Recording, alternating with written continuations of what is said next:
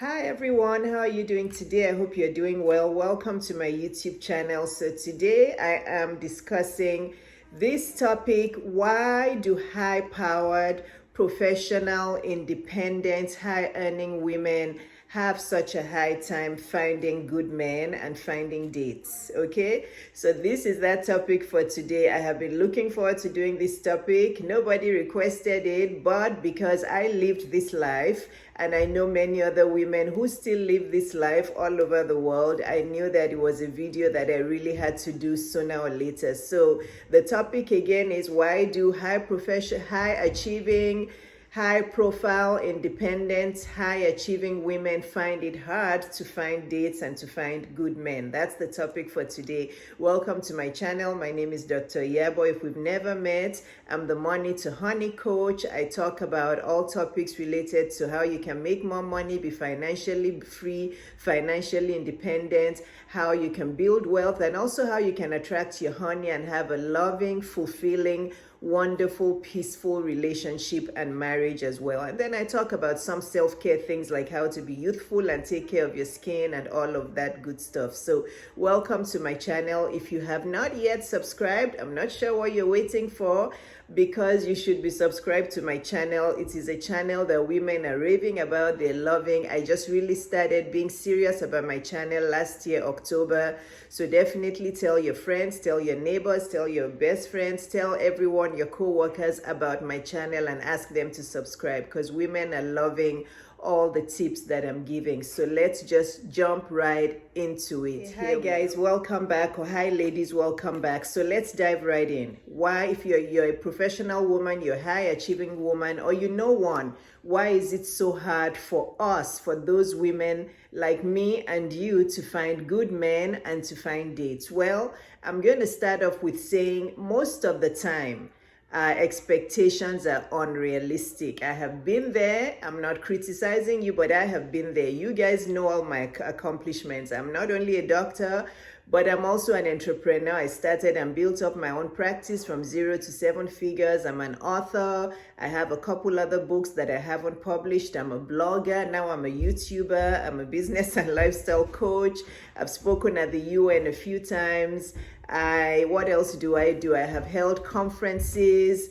I feel like I'm forgetting something else, but there's so much that I do. Yes, I'm also on the medical staff of Flow Health. So those are all the hats that I wear. So you can imagine, during my 10 divorced years, I had some expectations of what I would want my life partner to be, right? I did during those 10 years. And right after my divorce, I did date somebody for 4 years.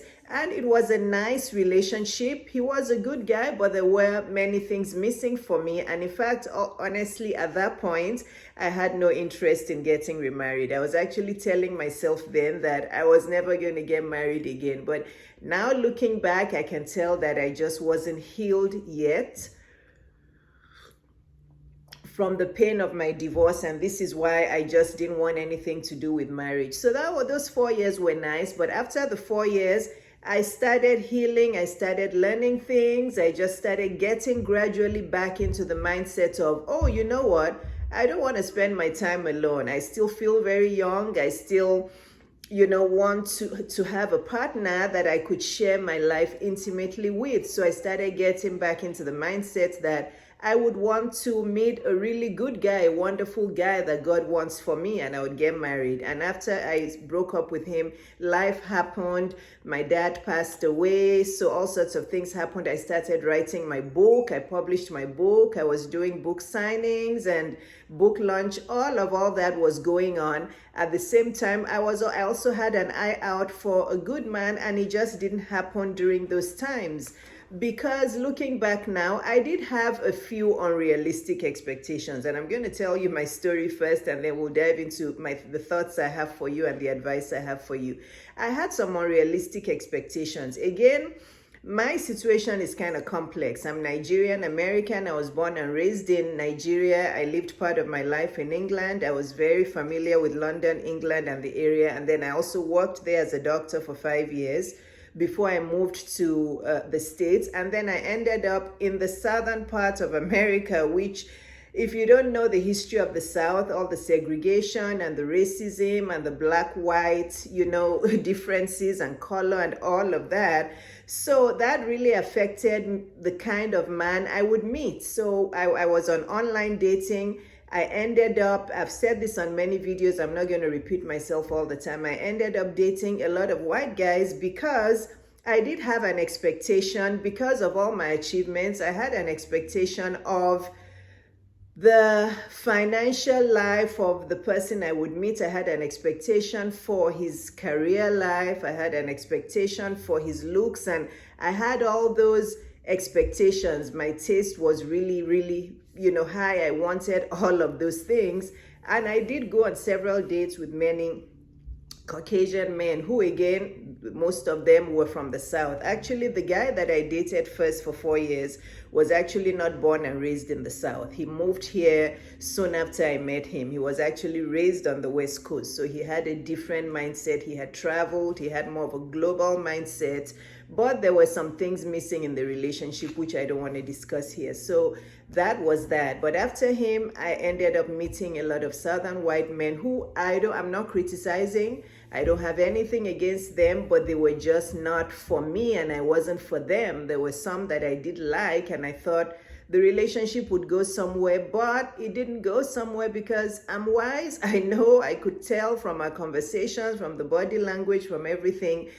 I may have checked a lot of their boxes, but then again, the color of my skin doesn't quite match with what they were looking for. So that's a problem that Black professional women or Black women in general face in the South because of all that. And there were some good Black men that I was seeing online, but a lot of them were not in the career field that I wanted to be with. I don't like being, I don't know how to say it, but a lot of them were more in the sports department, and in the, there was, some of them would be like celebrities or more sports. Entertainment is the word I'm looking for, more in sports and entertainment, and that's not something that I don't want to be married to somebody who's a sports guy as a career, and I don't want to be married to somebody who's in the entertainment industry. I just didn't. As much as I'm very present on social media, I'm also a very quiet person and I'm an introvert. So you can mix those two together. I'm a homebody. I really wanted somebody that would also be a homebody and wouldn't be gone all the time. So that didn't quite match up for me. And the other Black men that I was meeting didn't match up to what I was looking for. So I ended up dating a lot of white Caucasian men, and that didn't quite work out for me. I'm giving you my story so you'll know what I experienced. But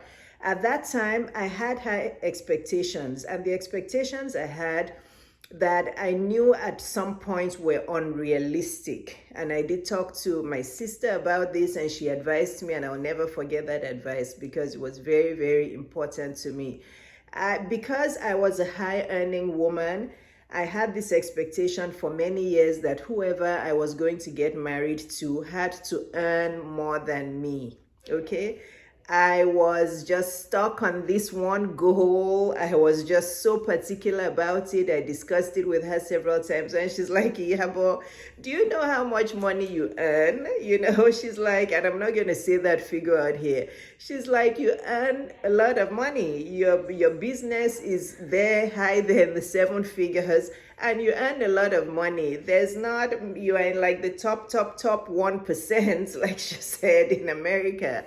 And you're not going to find a man who's going to, she said, not that you'll never, but it's going to be like looking for a needle in a haystack. And I understood where she was coming from. And then she asked me that, what is even the reason that you want this man to earn more than you? Because you are already in the top there. There's hardly any women who earn as much as you there, and there's not many men who earn, I'm not saying that. Anyway, you guys can just imagine if I keep saying I have a 7-figure business and I own the business. So she was like, what's the reason you even want this guy to earn that much? Obviously, you have your money. You go on all the nice vacations, you're planning to buy your house. I hadn't even bought my house then. She's like, but you have all these things that you can buy for yourself. Why do you need him to earn more than you? And when I gave her the reason, my reason was that I just don't want him to be intimidated by the money that I have, because I feel like if he earns less than me, it may start to cause resentment and inequalities and, intimidation and all that. And she shook her head and said no. She said, you need to take that out of your mind, because that is not realistic. She said, that doesn't matter, that you can still even meet a man who earns more than you, who still will not be a good partner, who still will not be a good husband. And that really struck me. I'm like, she is right. And then she started to ask me further, what are the things that are important to you? Because you have all the money, you have all the finances. Without a man, you'll be fine, right? You can go on all the vacations, you can buy yourself all the stuff, you can pay your bills, you have your retirement fund is excellent, you have a college fund for your kids, your money matter is excellent. So what is important to you? So when she started drilling me with those questions, I was able to really start thinking about and journaling about the real things that were actually really important to me. And that helped me start making a list. You guys have heard it, I've said it on some stories. That really helped me start to write down the things that were important to me. And I actually took out that thing that I had been carrying around for years, thinking that, okay, he has to earn more than me. He has to be this big mega CEO who is controlling millions of dollars and has much money than me. So that made me come down to earth. So I then redid my list. I wrote down the things that truly were important to me. Intellect was very important to me. I wasn't going to let that go, because for me, I told her, and she said, that's fine. She said, that'll be easy to find. I said, for me, I just have to have somebody who has a global mindset. I said, this is why I wasn't really quite gelling with a lot of the white Southern men, because a lot of them, again, I'm not criticizing anybody, so please don't send me a message, but we all like what we like. A lot of the ones I had met, even though they were CEOs and all of that, a lot of them had never left the States. And even if they had left, they would say they'd been to Jamaica, they'd been to Cayman Islands. A lot of them had this list of wish lists. A lot of them that I met were like, oh, you lived in London. I can't wait to go to London. I can't wait. And I'm thinking, this is a man in his 50s with all this money, and he's never been to Europe. It's only America. What are we going to be able to talk? And yeah, so I wasn't going to let that go. And intellectual for me doesn't only mean books. For me, I just wanted somebody who knew a lot about everything, right? So that was still my number one, intellect. Then everything else I was putting on there. I needed him to be divorced and have kids. I absolutely did not want to marry a guy who had never been married. There's no way I was going to meet a guy in his 40s or 50s who'd never been married and I'd marry him. For me, that is a red flag everywhere. If you're in your 50s and you've never been married. So I didn't want that. I also didn't want a guy who had been married but who had no kids.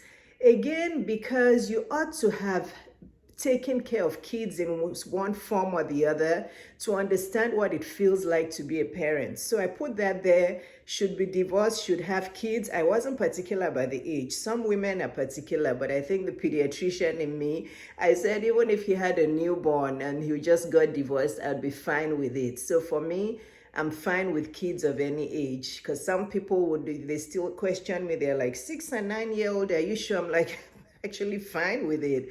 I prayed to God for 4 kids. I wanted 2 boys and 2 girls, and see how he brought them to me later in life. So I wrote down all the things that were actually really, really important to me. Kind, caring, somebody who was more like a homebody, somebody that was compatible, that would help me around the house, that was considerate, all of those things that I would be really attracted to, emotionally attracted, all of those things. And you guys know my one thing that I'm very particular about. I also put on my list that he had to have a good father in his life, or a very good father figure. And lo and behold, you guys have heard about my husband already, all the things I've told you. His father is very present in his life. His mom died a few years ago, but his father is very present in his life. He's very close to his dad. In fact, they still talk every day. Every single day, he calls his dad around 3 p.m. because 3 p.m. our time. His dad lives in England. Because I know what happened with my first marriage, but you guys already know my story, and if you don't, just go and binge on all my videos. But I took away that unrealistic thing about he had to earn more than me, because she told me, she's like, you're looking for a lot, Iyabo, she's like, you want the man to fit into the physical characteristics you're looking for. You want him to be good, to be kind, to be a homebody, to be somebody that spends a lot of time at home, maybe works from home like you want him to have kids, she's like, all these other things you're saying are probably quite easy to find, but this other expectation that he's going to have all of those things as well as earn more than you. She said, you'll be single for a long time. She's like, there's many men who will earn half of what you earn, or even a third or a quarter of what you earn, and you will be their everything. They will adore you, they will love you, they will cherish you, they will do everything that they'll still be a manly man, and they'll still, So I started to get some common sense in my mind. So I redid my list. And around that time also that I redid my list, that was when my dad passed. I also heard a sermon in my church where my pastor also said, if you've been trying and dating and you're getting tired and you're losing hope, take some time off. He didn't say it to me. He was just preaching in the congregation, but that message was for me. You know how somebody says something to thousands of people and it's like they're talking to you? Oh my gosh, that day, in fact, I think I cried in church. I'm like, okay, this guy is talking to me. And I got home that day, I wrote it in my journal, and I promised myself that I was going to sign off all my online dating sites. I did that, and that I wasn't going to date anybody. Even if I went outside to the grocery store or somebody wanted to introduce somebody to me, I just was going to take it off. And I stuck to my word, and I took those exact 2 years off. I took them off. I put that list in my Bible. I've told you guys, I put it in the page of Psalm 103. And I just would look at it from time to time and ask God and talk to God and pray to God and all of that. And lo and behold, I signed on back onto Match.com in November of 2018.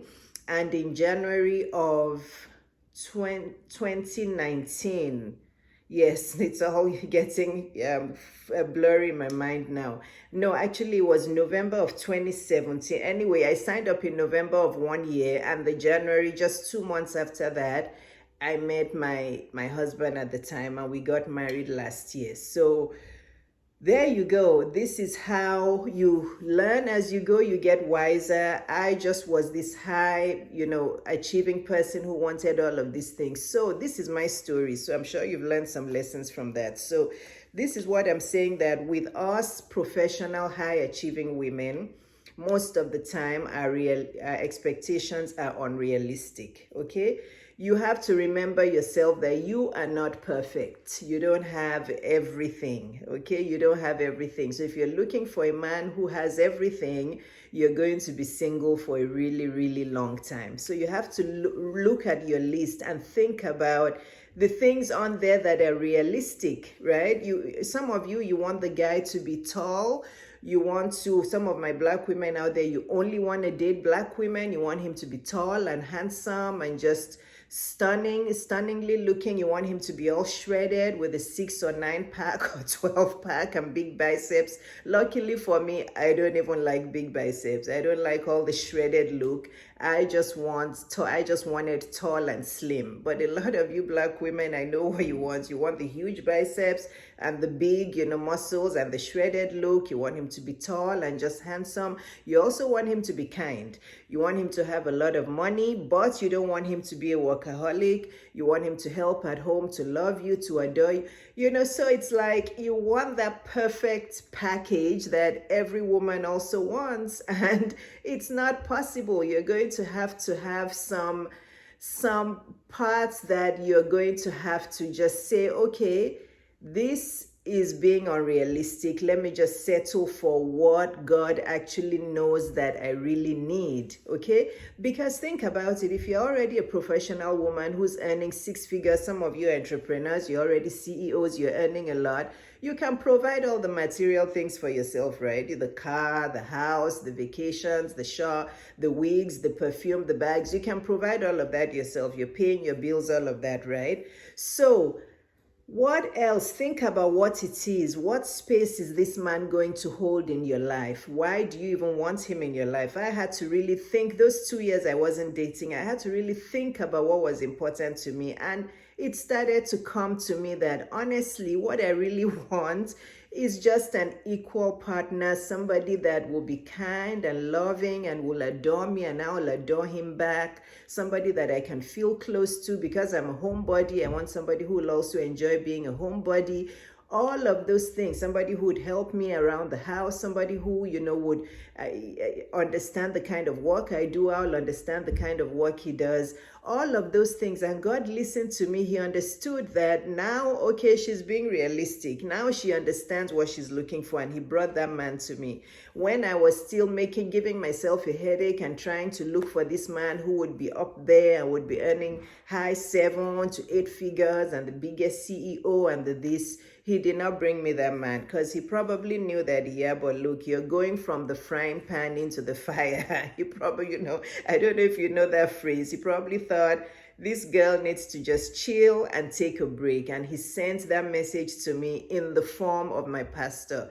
Some of you that are listening to this, is probably bringing that message to you in the form of Dr. Iyabo, that you need to slow down, relax, and pipe down on your expectations. Think about what is important to you, because a lot of you are also in your 30s, 40s, maybe even 50s, and you're whiling away the time. Some of you are in your 40s and you even still want to have kids, and you're being so choosy. He's not going to come in the perfect package. You're going to have to relax on some things. So think about what it is that makes sense. If you presented this list you have about the man in front of God, which one would he say, child, daughter, you're being unrealistic, this doesn't make sense? Think about it. Obviously, God isn't going to say, don't expect a kind man. He isn't going to say, don't expect a respectful man, somebody to respect you, who will adore you, who you can trust, somebody who can help you around the house, somebody that spiritually you're connected, somebody that you have the same morals with, you see eye to eye, you have the same thoughts about parenting, about how to keep your house clean, all of those things. He wouldn't argue that with you. But if you're saying the unrealistic things like you want him to have so much money and provide this, some of you, even though you're still high achieving, you still expect the man to buy you a bigger house. You already have a big apartment or big house, but you want this man to buy you a bigger house, maybe with 10 bedrooms and this and that. That God is going to say all those things are material stuff and those things don't matter. So think about what it is that obviously God wants us to be physically attracted to a man. He definitely wants us to be, because he knows that without physical attraction, there's not going to be much adoration and much closeness, right? So there are some physical things I think God listened to me with, because he did give me the physical things that I asked for. So again, with high-powered professional women, we keep saying there's no good men out there. We keep saying that they're intimidated by us. But are they all really intimidated by us, or are we putting this false notion in our own heads? Because I used to babble that out all the time. I used to say it until I had this discussion with my sister, and she's like, yes, some are intimidated by you, and those are not yours.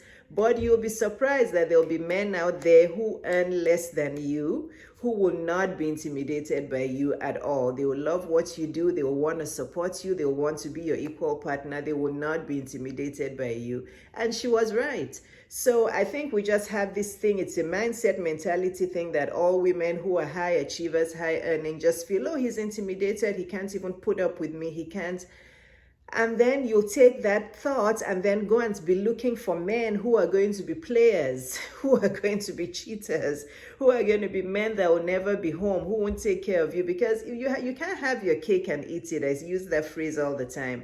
If you're looking for a man who has all this money, who is a big CEO, first of all women are going to want to be with him. Number two, he's probably not going to be home a lot. He's probably just going to be working to make those 8 figures. It's not easy to make 7 or 8 figures. Okay, it's not. And most people don't own their own company. A lot of men who earn 7 or 8 figures, CEOs of another company. They don't own it, they may have shares in it, but they have to be there a lot. A lot of those men also travel a lot, okay? A lot of men these days who are high earners, they're traveling all around America or even internationally, they're gone a lot. So you have to be careful what you're asking for, because if you're asking for these things, are you ready for the other things you have to give away? This is why a lot of these high earning men, professional men, also end up marrying housewives, because they know that the housewives, all they want is just the big mansion, the big car. They don't care if they're home or not. At least they think they don't care. That's a complicated discussion. Those women think that they don't care in the beginning, that their husbands are not there. They just want all the nice glitzy glamour. Let's entertain, let's have this big house. Then when reality sets in and they realize, oh gosh, he's going to be gone a lot, sometimes for weeks, traveling for work, he's not there a lot, the kids don't know him, he's gone all the time, then they're like, they start complaining, they start nagging, and then the husband tells them, well, you can't have your cake and eat it. You like all this glitz and glamour, you like the Gucci bag, the Louis Vuitton bag, this and that, but I have to work, I have to go and work. So it's a very complicated, you can't have your cake and eat it. If you want a man who you're going to cuddle up with at night, watch Netflix with, still, and both of you still have good careers and you earn more than him, but he's a good support to you. He has many other advantages and many other things he does. He fixes things around the house. He shops, he cooks for you, he helps you, and he adores you. What else are you looking for? So again, with women, a lot of you just keep, a lot of us, because I've been there, but I understand now. This is why I'm advising you that if you're that woman out there who you have it stuck in your mind that, they're just all intimidated by me, that's why I can't find a good man. It's not true. It's you are the one who has unrealistic expectations. So I know I've told you guys to write down a list of things you're looking for in a man. After this video, go and sit down, look at that list again, and imagine you're looking at it with God. Which one is God going to take that pen from you and cross off and say, this is unrealistic, okay? You're being unrealistic. Would you rather have this and have a man who is a player, who cheats on you, who has 10 other women on the side, right? Or would you rather have a man who is a good man, who's going to be kind, considerate, faithful to you, be home with you even though he's working, have a regular 8 to 5, 9 to 5 job, come home, you have dinner together, you cuddle up, watch a movie together, who'll be there for your kids and his kids. And I know a lot of you women are like me. A lot of you women, at least the ones who follow my platform and my community, I know that you want a good man who's going to be there with you, love you, adore you, be your partner until, you're both 100 years old. I don't think I have many women who are materialistic and just want, I like the good things of life, but I worked hard for them myself. This is what I tell you women, you can't have your cake and eat it. You guys want the best of the best man, and then you want him to be a bank for you to provide you all with all the money. You want him to help you with the dishes and take the garbage out and do this and do that. And you can't have your cake and eat it. So you have to understand what is important to you. You could be earning, let's say, 250K a year, and your husband could be earning 100K a year, and you could have a wonderful, beautiful married life, right? You could have a wonderful, you don't have to look for a guy who earns 500K or 1 million before you're happy, because that guy that earns 500K or 1 million, he probably won't be home a lot, so get your expectations realistic. And I also want to say this to Black women, a lot of you only want to date Black men. I wish you all the best. Okay, I wish you good luck. You will be surprised that the man who's going to adore you, love you, take care of you may be white or Korean or Hispanic or from another race that you've never even thought of. Be open, okay? So you just have to be open. You have to be flexible. You have to be, okay? So I did pray for a European man, but I had my reasons for praying for it. And luckily, God listened to me because I dropped some of my unrealistic expectations. God saw that I took some of my unrealistic expectations off. And I left some in there that he knew, okay, now we're talking. Now, God is a good God. Now we're talking. And he made me take that time off to really introspect and meditate, take care of myself, build up my business, write books, travel the world. And then when I got back on March, within less than 2 months actually, he brought Neil to me. So unrealistic expectations. Would you rather be happy? Some of you are unrealistic about the race. You only want a black man instead of you being open because we're in the United States of America and the world is now small. Some of you want a certain age gap. Anything more than 5 years, if he's 5 years older than you, he's too old. It's just, you need to be flexible. My husband is how many years older than me? 7 years older than me. I mean, I think I had an age gap of 10 years. Yeah, I did. I was like, if I'm 50 and he's 60, that's fine. But it depends on how well the guy is taking care of himself. I'm 50. I'm going to be 51 next month. Everybody guesses my age between 30 and 40. I have never, ever had anybody guess that I'm 41 or 42 or 49. Everybody guesses between 30 and 40. The most I get is around 35 to 39. So it depends on how you take care of yourself. It's the same thing with men. You could meet a 65-year-old man who is in better shape than the 47-year-old man you're looking for, the 40-year-old man. He may be slimmer than him. He may be in good shape. He may take care of you much better than this 47-year-old man.